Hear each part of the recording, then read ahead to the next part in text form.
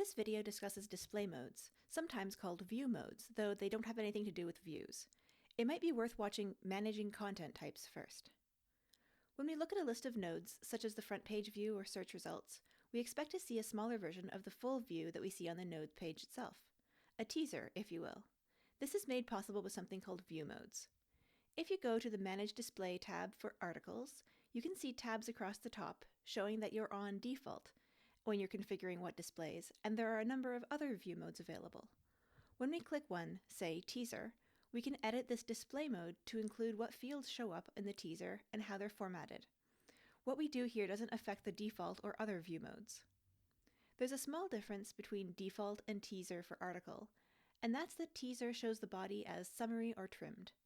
This is how the teaser view mode works. It's configured here to show less than the full content.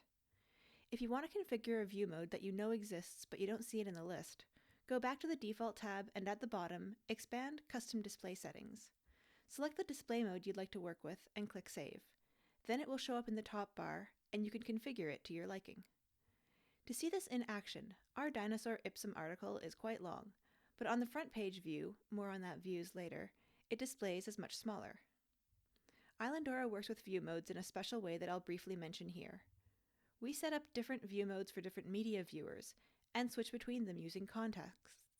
But in core Drupal, the main way to make use of view modes is when showing a rendered entity in views or when displaying referenced content. You can control what view modes exist at Structure Display Modes. There are two types, view modes, which we've been discussing, and form modes, which are the equivalent for entity forms and require more advanced techniques to use. Here you can add or delete the names of the available view modes. They're available for nodes as well as other content entities including media. To summarize, view modes or display modes let us show content in different ways for different purposes, and they're managed per content type and can be configured individually or fall under the default config. For another example of view modes, see the video on media.